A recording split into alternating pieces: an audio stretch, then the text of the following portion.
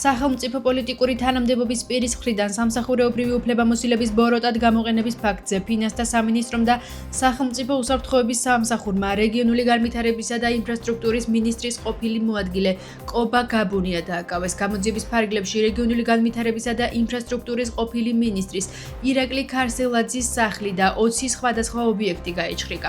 გამოძიების თანახმად საქმე ეხება 30 საბავშვო ბაღის რეაბილიტაციის საქმეს.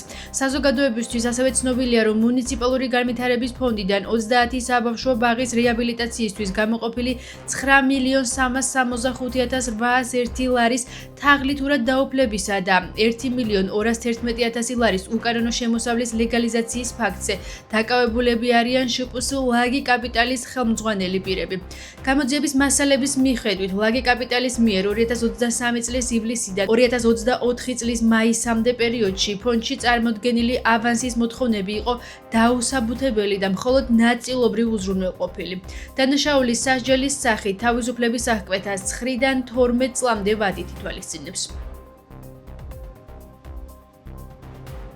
როგორც უკვე ცნობილია, დაკავებულები იყვნენ საჯარო სამართლის იურიდიული პირის საქართველოს მუნიციპალური განვითარების ფონდის ყოფილი აღმასრულებელი დირექტორი დავით ტაბიძე, ფონდის პროგრამის მენეჯერი და ამავე სამსახურის პროექტის მენეჯერი, რომლებმაც სრულად ითანამშრომლეს გამოძიებასთან და მათ აღკვეთის ღონისძიების სახით სასამართლოს მიერ გირაო შეეფართათ. საზოგადოებისთვის ასევე ცნობილია, რომ მუნიციპალური განვითარების ფონდიდან 30 საბავშვო ბაღის რეაბილიტაციისთვის გამოყოფილი 9.365.801 ლარის თაღლითურად დაუფლებისა და 1.211.000 ლარის უკანონო შემოსავლის ლეგალიზაციის ფაქტზე დაკავებულები არიან შპს ლაგი კაპიტალის ხელმძღვანელი პირები. ყოფილი მაღალჩინოსნების დაკავებას პოლიტიკურ სპექტრში ეხმაურებიან. ოპოზიციაში თვლიან, რომ მმართველი გუნდი კორუფციას ფასადურად ებრძვის და რეალურად ახლა შიდა პოლიტიკური დაპირისპირება მიმდინარეობს. შესაბამისად, მათივე თქმით, ინფრასტრუქტურის მინისტრის ყოფილი მოადგილის დაკავება ქვეყანაში არსებულ პრობლემებს ვერ გადაჭრის და ეს პროცესები სრულიად უინტერესოა. პარალელურად ქართულ ოცნებაში აცხადებენ, რომ კორუფციასთან ბრძოლა მთავრობის უპირველესი პრიორიტეტია და მმართველი გუნდის საქმიანობა ყველასთვის საჯაროა. არაერთი კონკრეტული ნაბიჯი გადაიდგა ქვეყანაში კორუფციის აღმოსაφლად.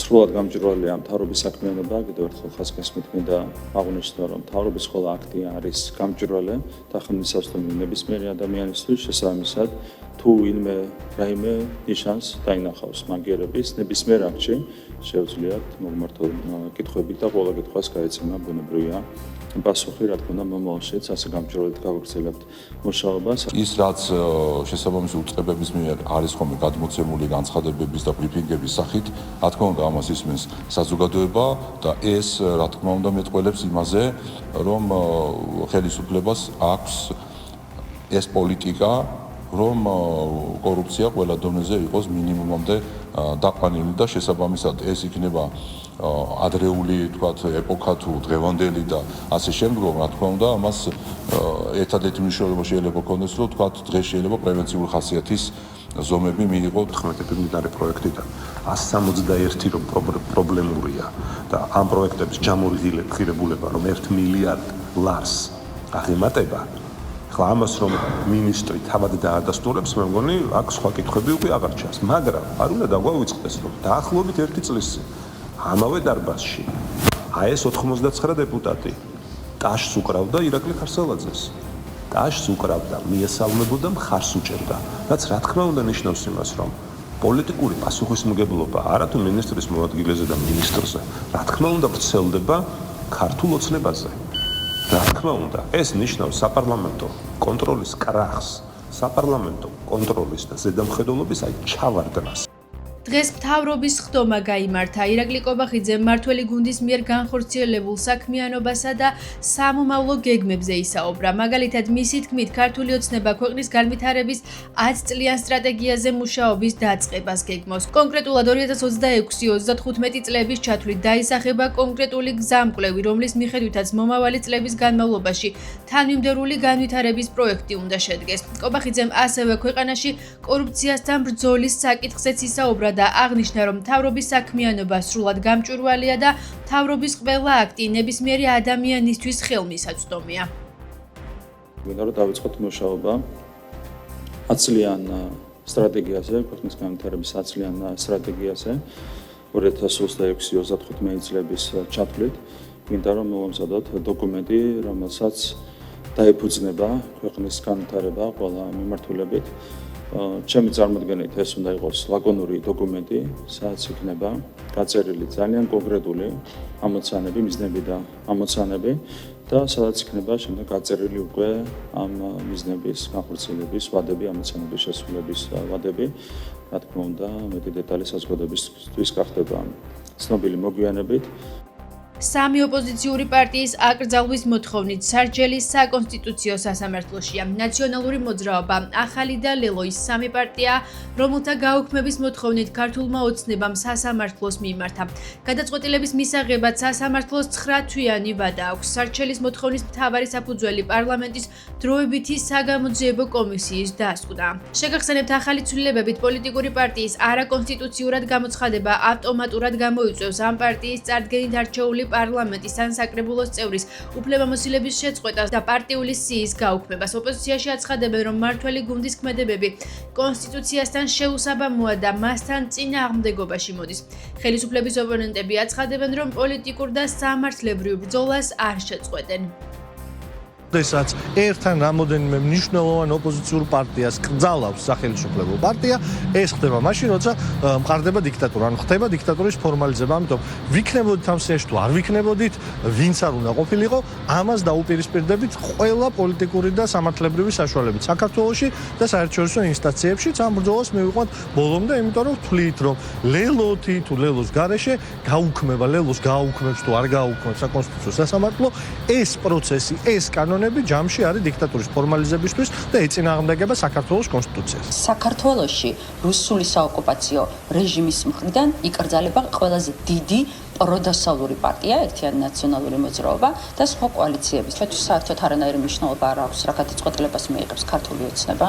შალვა პაპუაშვილს და ქართულ ოცნებას შეუძლიათ ეგ საკონსტიტუციო სარჩელი, როგორც უკვე მოვახსენეთ, დაახვიონ და მიმართულება თვითონ იციან უკვე. ჩვენ ცხადია, რომ წარმოდგენილი ვიქნებით საკონსტიტუციო სასამართლოზე, მაგრამ წარმოდგენილი ვიქნებით მხოლოდ შესაგებლით და ჩვენი სარჩელით თუ ასევე დავესწრებით საკონსტიტუციო სასამართლოს, ამასთან დაკავშირებით გადაწყვეტილებას მიიღებს პარტია უახლოეს დღეებში. რომ სამართლებრივად ეს საქმე ბოლომდე მივიდეს და ნაციონალური მოძრაობა და მისი განაყოფი ამ შემთხვევაში ახლებს გულისხმობს. სამართლებრივად რომ წაიგრძელოს, ასე ვთქვათ, ხო? დარწმუნებული ვარ, რომ ოცნება ყოველთვის დააბრუნებს მათ პოლიტიკურ მტრის წესრიგში, იმიტომ რომ ნაციონალური მოძრაობის როგორც მტრის ხატის გარეშე ოცნება ძალიან მალე დაკარგავს ხელისუფლებას. ეს მან ძალიან კარგად იცის, ასე რომ ჩემი აზრით ეს პირველ რიგში არის ამ პოლიტიკური სპექტაკლის გაგრძელება, რაც არაერთხელ გვინახავს. თუ პარტია უნდა დამარცხდეს, პირველ რიგში უნდა დამარცხდეს არა აკრძალვით, არამედ არჩევნებით. საუბარი საერთოდ არ არის პოლიტიკურ დევნაზე, ნაცმოძრაობამ და მისმა ფილიალებმა რა ხარაკირებიც იტარეს აი ამ ბოლო წლების განმავლობაში, აი შედეგები მიიღეს. არაერთხელ ვეუბნებოდით, რომ დაანებეთ რადიკალიზმის თავი, აკრიტიკეთ რამდენიც გნებავთ ხელისუფლება და ასე შემდგომ, მაგრამ რადიკალიზმს, ქვეყნის ზიანს, დამაზიანებელ განცხადებებს, აგენტობას დაანებეთ თავი საკუთარი ქვეყნის წინააღმდეგ, მაგრამ ამას არ თავი არ დაანებეს. არამედ საჯაროდ აღიარებენ. საქართველოსთან დაკავშირებით ევროკავშირის გაფართოების შესახებ ანგარიში 4 ნოემბერს გამოქვეყნდება. ევროკომისარი გაფართოების საკითხებში მარტა კოსი ევროპარლამენტის საგარეო საქმეთა კომიტეტის წევრებს 2025 წლის გაფართოების პაკეტს წარუდგენს. ევროპარლამენტის ინფორმაციით ამ საკითხზე გაიმართება დებატებიც, რომელიც ფოკუსირებული იქნება კანდიდატი და პოტენციური კანდიდატი ქვეყნების მიერ ევროკავშირში გაწევრიანების გზაზე მიღწეულ პროგრესზე. კომისიის მიერ აღნიშნულ ქვეყნებში ევროკავშირთან დაკავშირებული რეფორმების შეფასების შემდეგ კომიტეტის მომხსენებლები შეიმუშავებენ რეზოლუციებს თითოეული ქვეყნისთვის პარლამენტის დასკვნებით და რეკომენდაციებით. საქართველოში ევროკავშირის ელჩმა პაվել ჰერჩინსკიმ რამდენიმე დღის წინ განაცხადა, რომ 4 ნოემბერს საქართველოსთან დაკავშირებით გაფართოების ანგარიში გამოქვეყნდება. ის იქნება ძალიან გრძელი და არსებითი დოკუმენტი, წარმოდგენილი ევროკომისიის მიერ, სადაც დეტალურად აღწერილი იქნება რა მოხდა საქართველოში უკანასკნელი 1 წლის განმავლობაში და როგორ უკავშირდება ეს საქართველოს სწრაფვას გახდეს ევროკავშირის წევრი.